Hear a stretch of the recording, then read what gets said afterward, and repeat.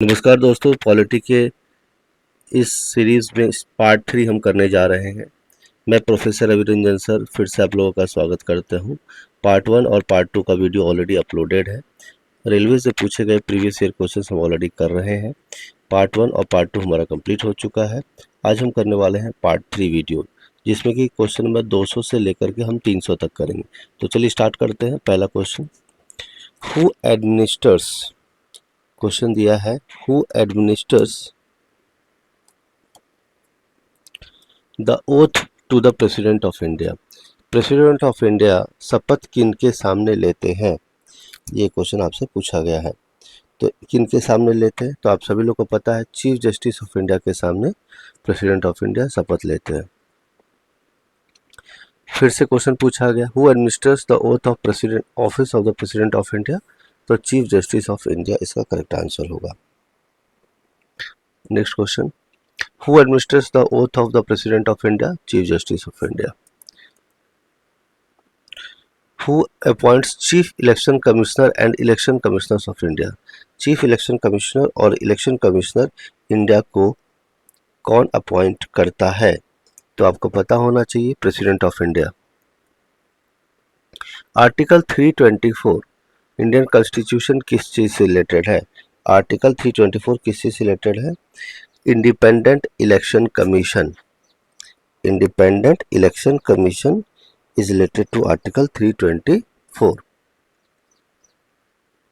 Who among the following is not appointed by president of India. President of India को appoint कौन नहीं करता है, तो चीफ मिनिस्टर ऑफ स्टेट को अपॉइंट गवर्नर करता है, तो यही इसका करेक्ट आंसर होगा। Justice of high court, yes, chief justice of India और गवर्नर ऑफ स्टेट, ये तीनों को appoint India president of India करते हैं, जबकि चीफ मिनिस्टर को कौन करता है, गवर्नर करता है। तो चीफ जस्टिस को अपॉइंट कौन करता है, गवर्नर।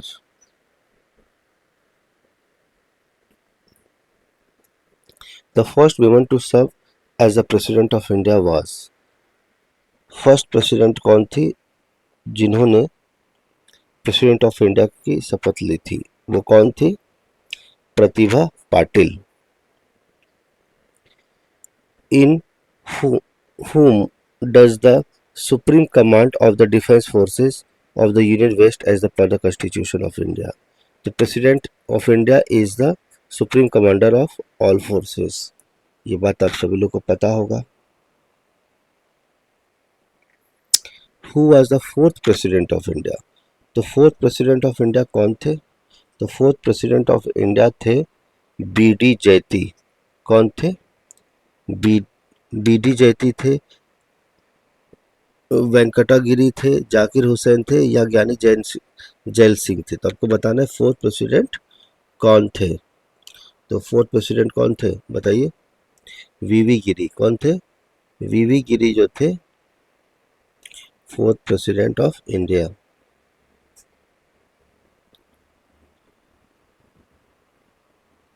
चलिए नेक्स्ट क्वेश्चन करते हैं।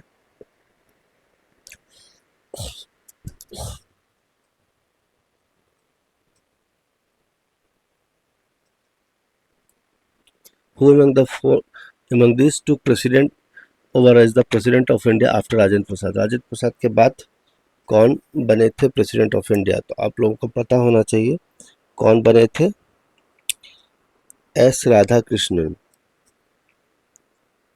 आपने ट्रिक भी सुना होगा, राजेंद्र की राधा जाकर गिरी कब अब्दुल के, तो आपने सुना होगा राजेंद्र की राधा जाकर गिरी, ठीक है।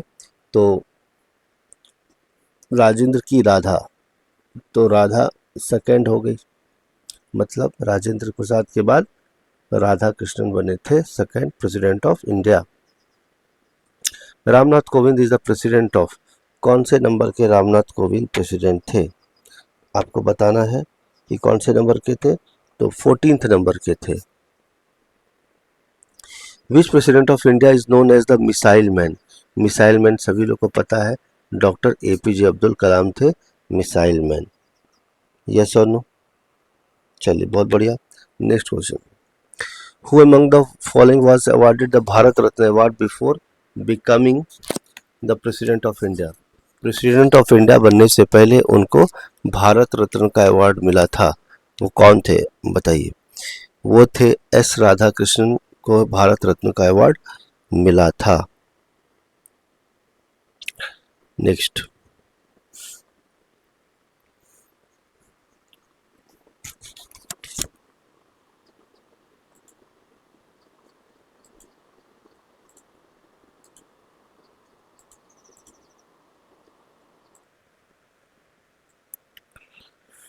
नेक्स्ट क्वेश्चन देखिए क्या दिया। Who among the following was the youngest president of India. तो आपको बताना है यंगेस्ट प्रेसिडेंट कौन थे, तो वो थे Shri Neelam Sanjiva Reddy.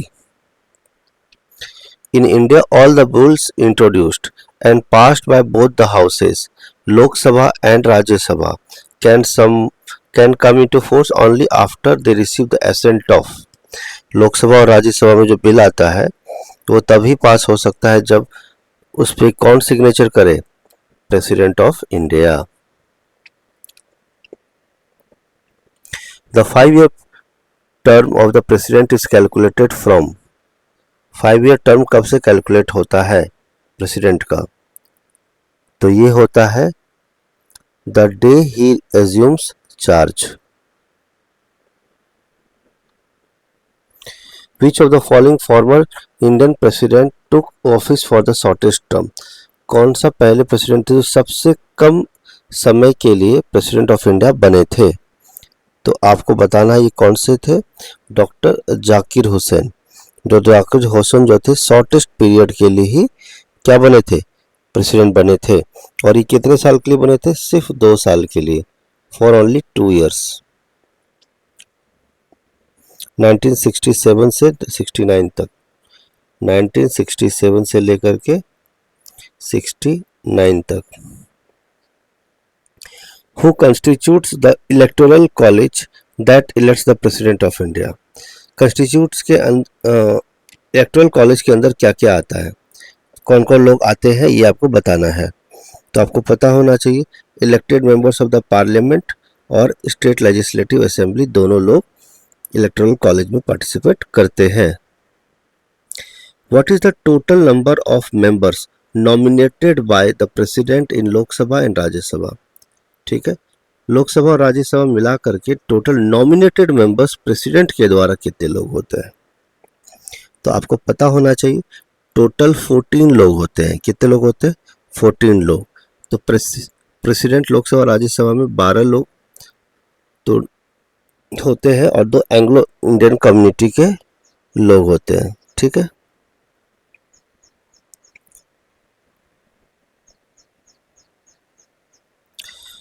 Is the first citizen of India, सभी को पता है। Who is called as the first citizen of India, president is called as the first citizen of India. Which of the following Indian president has the largest tenure, सबसे ज़्यादा देर तक या लंबे समय तक प्रेसिडेंट कौन बने रहे, तो ये कौन थे, आर वेंकटरमन, या फिर डॉक्टर राजेंद्र प्रसाद, या फिर शंकर दयाल शर्मा, या फिर एस राधाकृष्णन। 4 ऑप्शन दिए, तो आप लोगों को पता होना चाहिए सबसे ज़्यादा लंबे समय के लिए डॉक्टर राजेंद्र प्रसाद बने रहे प्रेसिडेंट ऑफ इंडिया। ठीक है, ये कब से कब तक बने रहे, 26 जनवरी 1950 से लेकर के 13 मई 1962 यानी 1962, 26 जनवरी 1952 से लेकर के 13 मई 1962। How long the president ordinance affect last for, तो प्रेसिडेंट का ऑर्डिनेंस कितने लंबे समय तक चलता है। ठीक है, तो आपको पता होना चाहिए प्रेसिडेंट का ऑर्डिनेंस 6 महीने तक चलता है। नेक्स्ट क्वेश्चन बताना है आपको। नेक्स्ट क्वेश्चन देखिएगा क्या दिया है। The power of the president to promulgate ordinances during the recess of the parliament is given in which article, तो ऑर्डिनेंस पावर जो है order order order 1 2 3 order order order ऐसा, ठीक है, ऑर्डिनेंस फॉर 1 2 3 आर्टिकल में है। What should be the age of the candidate for presidential election? Presidential election के लिए एज कितना होना चाहिए? Over 35 years. What is the minimum age to be elected as the president of India? Same question दिया है, over 35 years या 35 years of age. What is the who is the constitutional head of India? Constitutional head of India is president of India. As of August 2018 who is the president of India? अगस्त 2018 में president of India कौन थे? तो आपको पता होना चाहिए, रामनाथ कोविंद थे, जो गवर्नर ऑफ बिहार रहे थे। Before taking oath as the 14th president of India, Ramnath Kovind held the office of governor of Bihar. तो जैसे मैंने बताया, गवर्नर ऑफ बिहार थे वो। Ramnath Kovind resigned from which of the following positions before becoming Ramnath Kovind resigned from which of the following positions before becoming nominated for the presidential candidate of the National Democratic Alliance? So he was the governor of Bihar. Although Ramnath Kovind was born in Uttar Pradesh. Who was the first Muslim president of India? First Muslim president of India कौन रहे? Doctor Zakir Hussain. यहाँ पे first Muslim president बोला गया है, ये ध्यान रखेंगे, इसीलिए डॉक्टर जाकिर हुसैन है। Honourable president of India Ramnath Kovind belongs to which state? He belongs to Uttar Pradesh, मैंने बताया अभी आप लोगों को। Who was defeated by Ramnath Kovind to become the 14th president of India? Ramnath Kovind president बनने से पहले किसको हराया था उन्होंने इलेक्शन में? तो उन्होंने हराया था मीरा कुमार को। किसको? मीरा कुमार को हराया था उन्होंने। क्लियर है? Why are such remarks made in the context of the president's pocket veto that power that the Indian president pocket is larger than that of the American president? तो आपको पता होना चाहिए कि इंडियन प्रेसिडेंट के पास एक ऐसा पावर है कि वो ना ही पॉजिटिव एक्शन लेगा ना ही निगेटिव एक्शन लेगा कोई बिल के लिए फॉर इंडेफिनिट पीरियड। तो ये बिल्कुल सही जवाब है। Name the president of India who used the pocket veto in relation to 1986 post office amendment bill. Post office amendment bill के टाइम पे उन्होंने पॉकेट वीटो यूज किया था। तो वो कौन है? ज्ञानी gel Singh. Indian post office amendment bill में जो 1986 का था, उस समय पे इन्होंने पॉकेट वीटो लिया था, जिसमें इंडिफिनिट टाइम के लिए इन्होंने बिल को होल्ड पे डाल दिया था।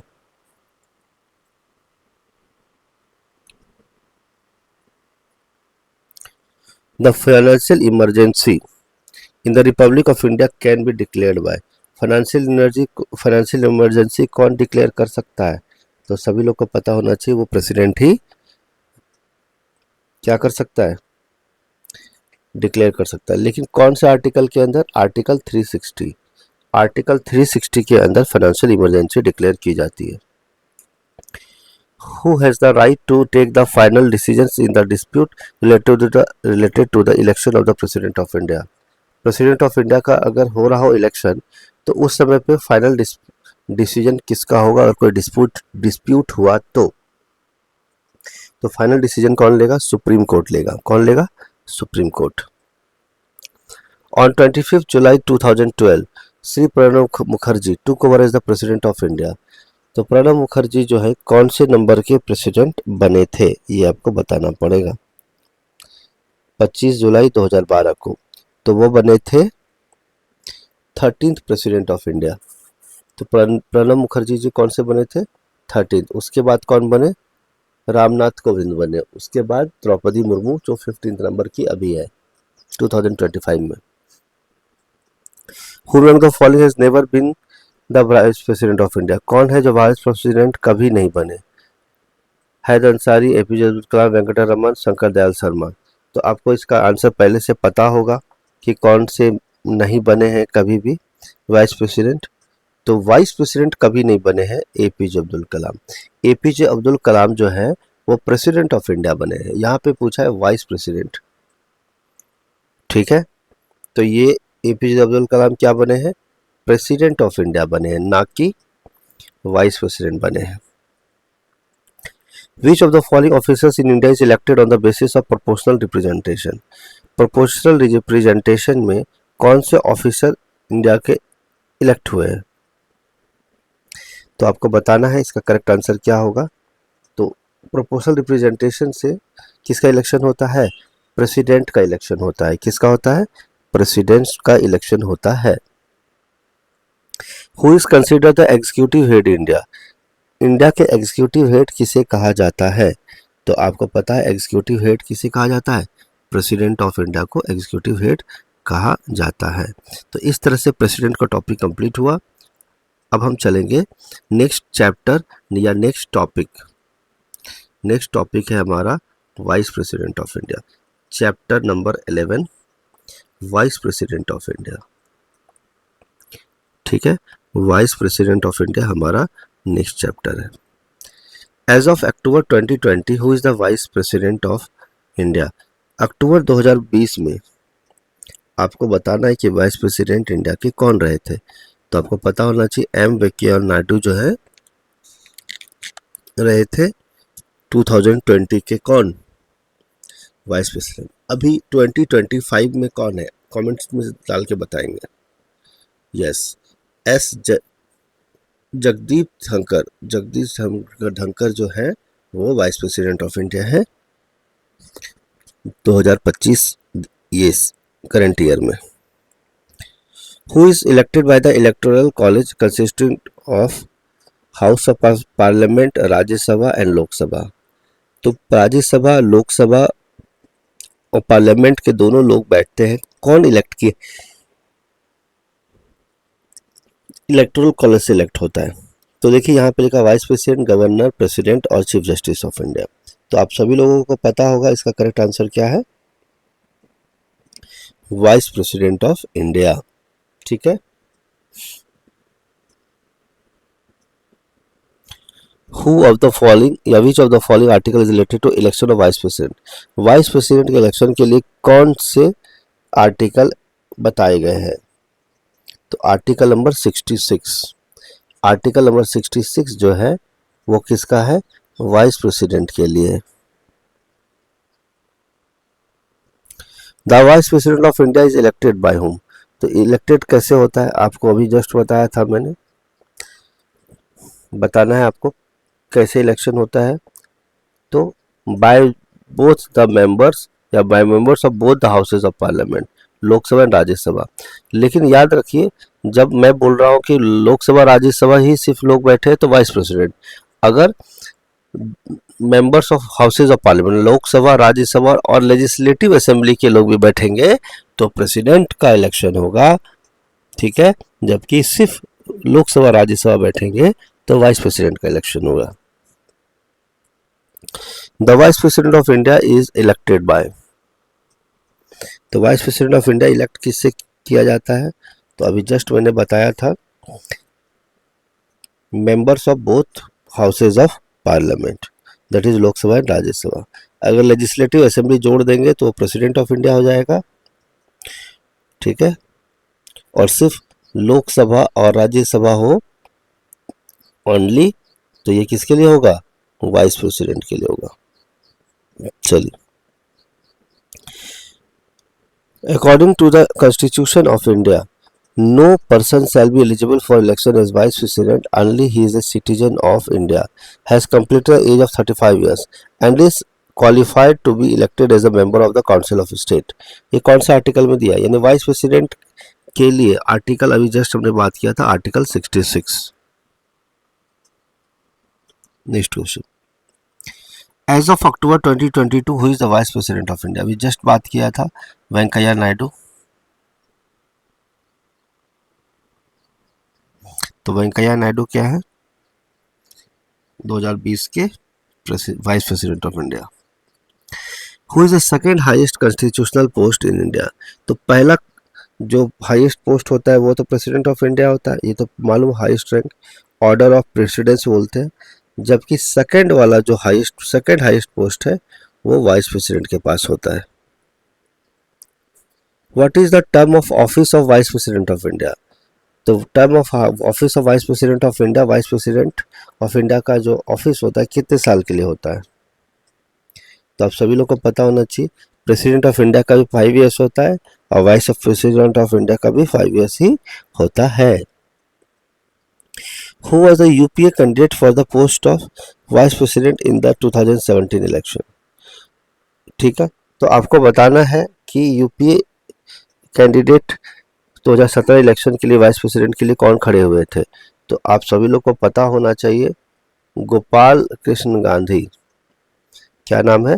गोपाल कृष्ण गांधी 2017 के लिए इलेक्शन के लिए खड़े हुए थे, लेकिन कौन से पोस्ट के लिए? वाइस प्रेसिडेंट के पोस्ट के लिए। ठीक है, लेकिन जीता कौन था? Who was the winner? NDA candidate mister Venkaiah Naidu जीते थे। Decisions on any dispute related to the election of vice president in India is taken by। तो अगर वाइस प्रेसिडेंट के इलेक्शन में कोई डिस्प्यूट हुआ तो उसका फाइनल डिसीजन कौन लेगा? इसका फाइनल डिसीजन कौन लेगा? सुप्रीम कोर्ट लेगा। कौन लेगा? Supreme court.